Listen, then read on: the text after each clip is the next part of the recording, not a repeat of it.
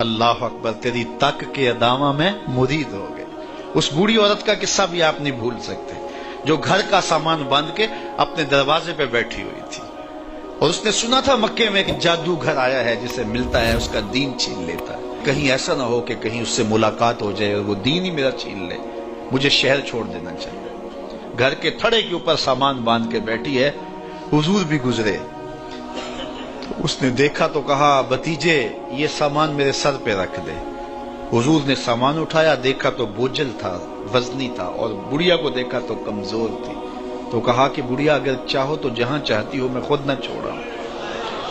اس نے کہا اس سے بڑی مہربانی کیا ہوگی؟ حضور نے سامان اٹھایا ہوا ہے اور بڑھیا سے باتیں بھی کرتی جا رہی ہے۔ تو بڑھیا کو کہا کیوں جا رہی ہے؟ اس نے کہا کہ سنا ہے یہاں ایک جادوگر ہے جو لوگوں کا دھرم لوٹ لیتا ہے، لوگوں کا دین لوٹ لیتا ہے۔ میں نے ساری زندگی بتوں سے وفا کی ہے، میرے آباء و اجداد نے بتوں سے وفا کی ہے، میں چاہتی ہوں دین اجداد ہاتھ سے چھوٹ نہ جائے، آخر اس شہر میں رہتی ہوں کہیں مل نہ جائے۔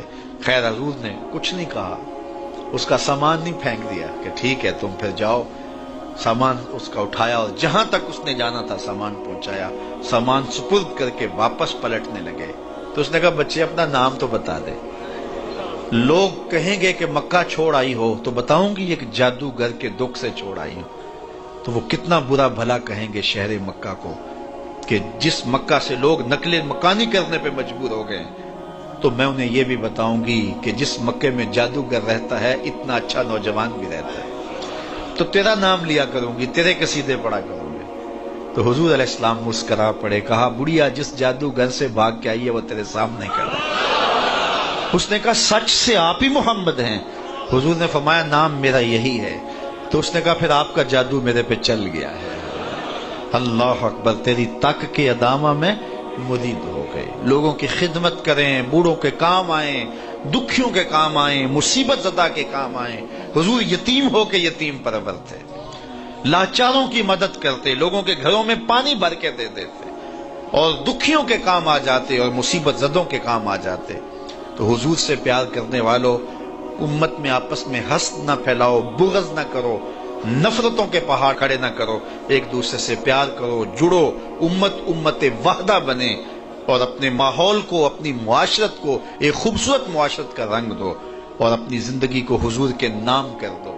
حضور علیہ السلام کی محبت سے معاشرے کے دکھ جو ہیں وہ سمیٹے جا سکتے ہیں۔ آقا کریم علیہ السلام نے محبت سے ہی معاشرت کو جو ہے وہ اپنے قریب کیا، اور لوگ ایمان کی دولت سے مالا مال ہو گئے۔ وہ ایک بچہ آیا نا اپنی ماں کے لیے لباس لینے کے لیے، اور پہلے وہ گیا اپنے چچا کے پاس، اس کی ماں بیوہ تھی اور اس کا لباس پھٹ گیا تھا، اور وہ اپنے چچا کے پاس گیا تو اس نے دتکار دیا۔ ماں نے اس کو روکا تھا بیٹا نہ جانا، لیکن اس نے کہا کہ تیرے بدن کے اوپر جو لباس ہے وہ بھی پھٹ گیا اور جگہ جگہ سے جسم جھلک رہا ہے، تو میں اپنے چچا سے آپ کے لیے لباس لے کے آتا ہوں۔ پھر جو رویہ اس نے اختیار کیا تو واپس روتا ہوا آ رہا تھا، تو کسی نے راستے نے پوچھا کہ کیا ماجرا ہوا؟ اس نے کہا چچا کے پاس گیا تھا ماں کے لیے لباس لینے، اس نے تو لا کے بھیج دیا۔ اللہ اکبر۔ تو اس نے کہا کہ جا سین حرم میں محمد نام کا ایک شخص بیٹھا ہوا ہے، اگر تو اپنا دکھڑا اس کے سامنے پیش کرے تو وہ امید ہے تمہیں رد نہیں کریں گے، لیکن سن لے ان کا دین کوئی اور ہے۔ اللہ اکبر۔ اپنے ماں کے پاس آیا تو ماں کو کہا کہ چچا نے رلا کے بھیج دیا، لیکن آپ کی حالت مجھ سے دیکھی نہیں جا رہی۔ بچہ ابھی شعور کی منزلوں میں قدم رکھ رہا تھا، پہلے بہت چھوٹا تھا، اب اس کے اندر ایک جذبات تھے بچے کے اندر۔ تو ماں نے کہا کہ بیٹا نہیں، ان کے پاس نہیں جانا، سنا ہے کہ جو ان سے ملے دین دھرم چھین لیتے ہیں اس کا۔ اللہ اکبر۔ تو حضور علیہ السلام کے پاس جانے سے ماں روکنے لگی، لیکن بچے نے کہا کہ امی میں پکا رہوں گا، بتوں کا وفادار رہوں گا، تم اس ٹینشن کو، اس پریشانی کو چھوڑ دو۔ اور حضور کی خدمت میں حاضر ہوا۔ حضور صحن حرم میں چادر اوڑے بیٹھے ہوئے تھے، اور جا کے کہنے لگا میں پہلے بات آپ سے کر لیتا ہوں، آپ کا دین میں نے قبول نہیں کرنا۔ حضور مسکرا کے بولے بیٹا بتاؤ کس لیے آئے ہو؟ کہا میری ماں بے لباس ہے، میں آپ سے لباس لینے آیا۔ حضور نے چادر رحمت اتار کے اس کے کندھوں پہ ڈالا۔ اللہ اکبر۔ وہ واپس آ گیا اور ماں پر حضور کی چادر اڑائی۔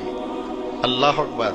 اور ماں نے کہا کہ بیٹے اس نے اپنا دین تو نہیں تجھے دیا؟ کہا نہ، میں نے پہلے کہہ دیا تھا تیرے دین نہیں مانوں گا۔ ماں کہنے لگی پتر اس کا دین ماننا چاہیے، یہ جس نے رحمت کی چادر ہمارے سر پہ تان دی۔ کچھ لوگ کہتے ہیں جی بس میں تو اللہ کی مخلوق کی خدمت کرتا ہوں، میں تو حج بھی نہیں کیا، اس کے پیسے بھی غریبوں کو دے دیے۔ وہ تبلیغ کرتے ہیں لوگ کہ جناب قربانی کے پیسے بھی اگر غریبوں میں دے دیے جائے تو یہ زیادہ اچھا ہے، ان کی مدد ہو جائے۔ تو وہ اس خدمت خلق میں اتنا غلوف کر جاتے ہیں کہ وہ اسلام کے شعار کا مذاق اڑانے لگ جاتے ہیں، اور جو عبادت والے ہیں انہیں ہمسائے کو دیکھنے کا موقع بھی نہیں ملتا۔ اور آپ جانتے ہیں کہ جب ایک بستی کو برباد کرنے کا حکم دیا گیا تو کہا کہ یہاں تو ایک شخص رہتا ہے جس کا سر سجدے سے اٹھتا ہی نہیں۔ کہا میرے بندوں کے اوپر قیامتیں ٹوٹیں اور ان کے اوپر ظلم اور جبر کے پہرے ہوں اور اس کے ماتھے پہ شکن نہیں آتا، اس کے سمیت ہی بستی کو لٹ کے رکھ دو۔ یار عبادت کرتے ہو لیکن ہمسایوں کا خیال بھی رکھو۔ میرے حضور علیہ الصلوۃ والسلام نے لعاب پھینکا نا تو صحابہ نے اپنے ہاتھوں پہ لے کے اپنے منہ پہ مل لیا۔ آپ نے عشق اور محبت کی لوک داستانیں بڑی سنی ہوں گی، لوگوں نے نہریں بھی کھودی، لوگوں نے محبوبوں کے لیے کیا کچھ نہیں کیا، لیکن آج تک آپ کو ایسا نہیں ملا ہوگا کسی محب نے محبوب کا لعاب بھی چاٹا ہو۔ کائنات میں یہ انوکھا باب ہے۔ تو حضور علیہ الصلوۃ والسلام نے فرمایا کہ تمہیں اس چیز پر کس نے ابھارا کہ میرا لعاب بھی اپنے چہروں پہ مل رہے ہو؟ انہوں نے کہا اللہ اور اس کے رسول کی محبت نے۔ تو میرے حضور نے اس کی نفی نہیں کی، لیکن ساتھ ہی فرمایا اگر کوئی چاہتا ہے کہ اللہ اس کے رسول سے محبت کرے اور اللہ اس کا رسول اس سے محبت کرے تو وہ ہمسایوں کے حقوق کا خیال رکھے۔ یعنی تمہارا یہ پہلو بھی، تم عاشق رسول بھی ہو لیکن ہمسایوں کا بھی تو خیال رکھو۔ تمہارے گھر پہ جھنڈا تو لگا ہے حضور کے میلاد کا، لیکن اگر ہمسایوں کے گھر میں اندھیرا ہے تو یار اپنے گھر میں اس سال اگر چراغاں نہیں کر سکے، غریب ہمسائے کا میٹر کٹ گیا اس کا بل دے دو، آمنہ کا لال زیادہ خوش ہوگا، میلاد والا رسول زیادہ خوش ہوگا۔ اس لیے دونوں پلڑے برابر رکھو، نہ تو عبادات کے زعم میں تم خدمت خلق کو اور ہمسایوں کے حقوق کو اور رشتہ داروں کے حقوق کو بھول جاؤ، اور نہ یہ کہ تم خدمت خلق کے نام پہ عبادات کا مذاق اڑانے لگو۔ وَكَذَلِكَ جَعَلْنَاكُمْ أُمَّةً وَسَطًا۔ ادارت المصطفیٰ دونوں بازوں کے ساتھ اڑنے کی فکر رکھتا ہے، اور امت وسط کے مزاج کو لوگوں میں راسخ کرنا شروع ہوتا ہے۔ ظاہر ہے جب کبھی اس بازو پہ زور پڑے تو کبھی اس بازو پہ زور پڑے تو بازو جھکنے لگتے ہیں، تو میرا اللہ مدد کرتا ہے، نصرت دیتا ہے۔ تو کبھی ہمارے کسی بازو پہ فتویٰ بھی آ کے جو ہے وہ زور ڈالتا ہے، کبھی کسی فتوے کا میزائل لگتا ہے، لیکن ہم تو بلے شاہ کی بولی میں کہتے ہیں بلے آلو کی تینوں کافر کافر آکھن تو آہو آہو آکھ۔ ہمارا کام الجھنا تھوڑا ہے، ہم نے تو آگے بڑھتے ہی چلے جانا ہے، اور ہماری منزل تو مدینہ ہے، ہم نے تو اس کی طرف عازم سفر رہنا ہے۔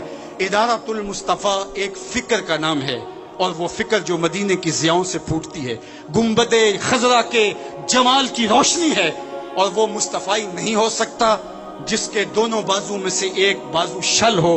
حضور کی امت سے جس کو پیار نہیں ہے، حضور کی امت سے جس کو محبت نہیں ہے، حضور کی محبتوں کا کبھی بھی